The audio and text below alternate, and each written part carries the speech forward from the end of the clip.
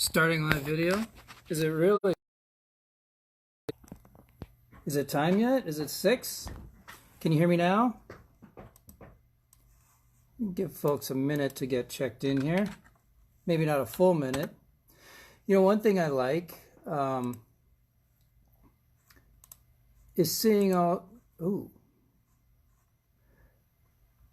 One thing I like is seeing all you you folks that are posting what you're eating on Facebook. And I saw Pastor Vicki Reese just posted some blueberry cheesecake bread that she made, and that looked awesome.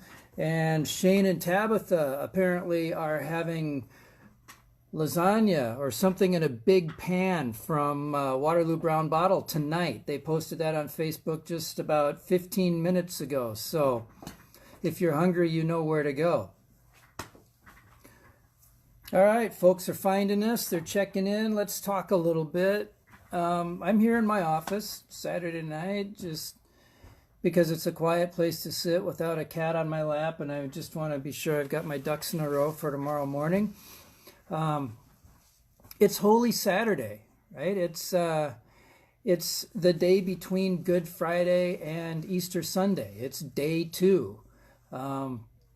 Jesus is crucified on Friday and then quickly placed into a tomb before sundown on day 1. And then on Sunday, day 3, it's discovered that Jesus is no longer in the tomb, right? But today is not that day yet. It's day 2. It's Holy Saturday. It's a day we about. And it's a day that presumably Jesus' body lay in the darkness of a cave hewn out of the rock. And you know, I've been there. Not in a tomb. Well, kind of, I guess. I have been in the tomb. There are 2 sites in Jerusalem claiming to be the burial sites of Jesus. And I've been to the Holy Land. I was there a year and a half ago. One of the sites is the Church of the Holy Sepulchre, and the other is the Garden Tomb.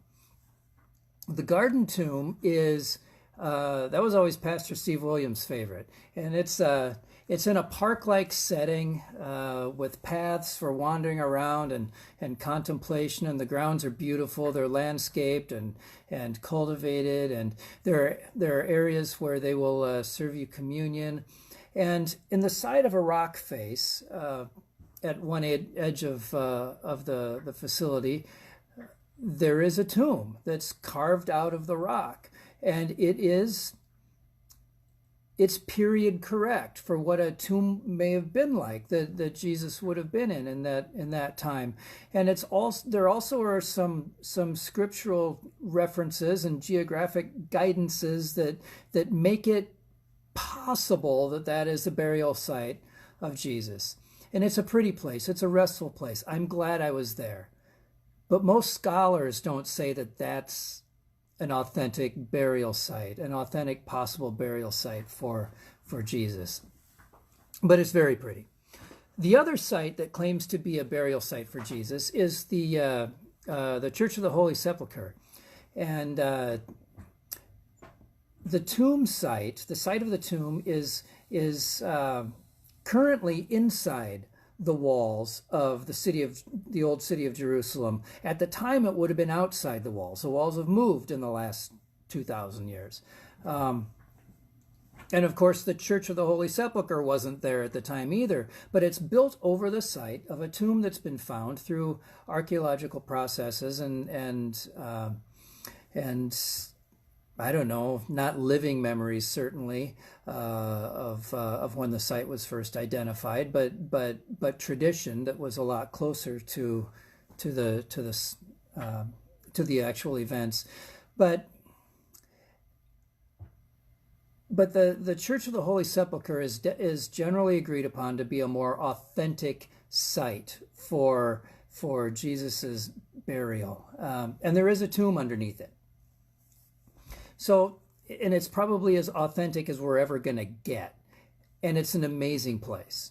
The Church of the Holy Sepulchre is an amazing place. Those of you who have been to Jerusalem will probably agree with that. Some say it's the most holy place in Christendom. It's the site of the burial. It's the site of the resurrection. As we traveled around, Lisa and I and the group that we were with, as we traveled around the Holy Land, I'd say I got kind of churched out. Because you visit all these places, all these holy sites, and some of them are authentic and some of them aren't, and you know that going into it, but all of them have a church that's built on the site. And after a while, your eyes just sort of glaze over, looking at church after church after church after church, and you start to wonder if you're really looking for God's story in the land where it happened, or if you're just touring churches. But when we got to the Church of the Holy Sepulchre, it was different for me. I could tell right away that this was someplace special. It had a whole different feel inside. And, you know, I'm actually sort of surprised that I haven't been back yet in the last year and a half. And I hope to get back. I hope to get back sooner than later, and I hope to spend some time there. And I want to get to the Church of the Holy Sepulchre. Of all of the holy sites that we saw, that's one I want to go back to, and I want to spend some real time there. And I hope you get a chance to do so too. So the day we went to the Church of the Holy Sepulchre, it was absolutely packed with thousands of other tourists, and from the outside, it doesn't look like much. When you walk through the big heavy doors, it's you really can't get a feel from where you're standing outside as to how big the thing is, because of the way the old city is sort of configured, with buildings butting right up against each other. It's not like this thing that stands out all by itself. But you walk through the doors, and at first the ceiling's kind of low, and it's dark in there, and you've just come in from the bright sun. And in front of you and all around, there are these big stone urns, round stone urns that are just full of burning candles and melted wax up to the rim. And people are lighting candles and just jamming them in there, trying to get as many candles as they can in there. And people are having real spiritual experiences doing that in this place, lighting those candles. And you know, they're crying, they're weeping, they're falling on the ground, they're doing all that stuff, and it's very interesting to see. I mean, they clearly are feeling something in that place. And then the crowd kind of pushes you beyond those urns and out from under this area with the low ceiling, and you find yourself in the main rotunda of the place, and there's this dome that just soars above you, like 4 or 5 stories high. And it's all dark gray, bluish gray stonework. And it's this huge arching dome up above you. And there's a porthole in the middle of the very center of the dome. It's like 5 stories up there. There's a porthole up there that lets in sunlight. And all around it is this beautiful gold work. And it just takes your breath away. It took my breath away. And the sun, that as it's coming in that porthole up there, is like a laser beam cutting through all the haze from the candles, from the candle smoke and the incense in there. And in the middle on the floor, the ground level of this rotunda area is so big that there's a church built inside there. It's like a whole separate building. It's not a huge one, but it's big enough to be a story or two high, and it's got a steeple on it. That's a little chapel built over the tomb site. And people are lining up by the thousands, and the line is snaking all around it to have a moment to walk in one end and out the other of this little chapel and have just a moment with the tomb site of the place, the burial place of Jesus.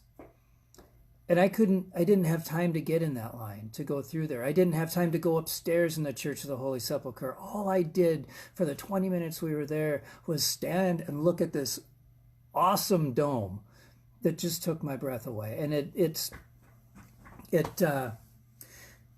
when I try to describe the Church of the Holy Sepulchre, I say it's the Harry Potterest place that I've been, because it's like magical in there. There's a real feeling that there's something haunted or hallowed or holy about it. and it's not uncomfortable at all. It's just a wonderful place to be. But anyway, I hope I get to go back, and I hope I get to go back there to the tomb site, the burial site of our Lord. You know, I think about today, Saturday, the day of darkness, day 2, right? Earlier on Facebook today, Pastor Matt talked about what must have been going through Mary's mind on this day. She just lost her son, right? The worst tragedy that a mother can endure, to lose a child. I wonder about the disciples. You know, their lives have just been completely turned upside down. A week ago, they came into Jerusalem, and the guy that they'd been following was welcomed as a king. He was a hero. He was a rock star, right? And now he's dead. A week later, he's dead. And the people, the officials who had arranged his killing would probably jump at the chance to do the same thing to Jesus's inner circle. They'd probably love to get their hands on those guys, right? And so it was a dangerous time to be in Jerusalem for those disciples, and a confusing time, right? This guy they'd been following was now gone. Their plans for ministry in the future were suddenly evaporated. What are they going to do with their lives? And are they going to get to keep their lives, right? Right? It's dangerous. They probably should just get the heck out of town, right? So on day 2, where was Bartholomew? Where was Simon? Where was Matthew? Where was Thomas? We don't know. We don't know where they were. So have you ever been in that position, a day 2 kind of position where everything you've been working for up to that moment in your life was just sort of taken away? The rug was jerked out from under you and you couldn't see the path forward, where you had no idea, no clue at all what the future held, or even if you had a future. That's the position the disciples were in on this Saturday. So, you know, one thing we do know about the disciples on day 2, on the Holy Saturday, is that John was still there. John was in town. John was there at the crucifixion on day 1, on Friday, right? Jesus looked down from the cross and said, "Hey, take care of my mom," right? So we know John was there. And John was still there on Sunday as a witness to the tomb that was discovered to be empty, right? And so there's a lot of confusion around what the other disciples may have been doing, where they may have been, but you know, we do know John was still there. Something kept John in town, right? You know, John was closest to Jesus. Maybe it was that loyalty, because it's hard to turn your back on the grave of a friend, right? But something kept John in town. And I think the lesson that we get from that is to stick close to God, right? When you're in that day 2, when you're in that Saturday, that time when you're surrounded by darkness and you can't see the way forward, stick close to God. Don't turn away. Stick close, right? Because that puts you in position to see the miracle to come. All right? Hey, it's the end of Lent. Tomorrow's the big, but let's not get there before it's time to get there, okay? I hope you've had an excellent. I hope it's been a time when you've explored your spiritual life and your faith a little deeper. And so in the spirit of a day 2, in the spirit of this time of darkness that we're in, let's have a word of prayer before we call it a night. Gracious God, we come to you as people who have had the rug jerked out from under us. A lot of us look at our employment. We look at the world around us. We look at what our family members are doing, what's going on in our community. We look at our future, and we just don't know what to think. We don't know what's coming next. We don't know what to do next. And so we throw ourselves at your mercy, and we ask for your mercy. We beg for your mercy. We beg for clarity of thought, and we beg for your guidance, and we beg that as we hold close, hold tight to you, that you keep us close, that you gather us in as your people, and at the right time that you point us to something new. All we can do is have faith tonight.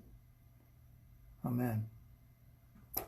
So hey, we'll see you all tomorrow morning. Facebook live stream. We're going to celebrate 8:30 in the morning, right? Okay, you can also catch it on aboutfirst.com. Y'all have a good night.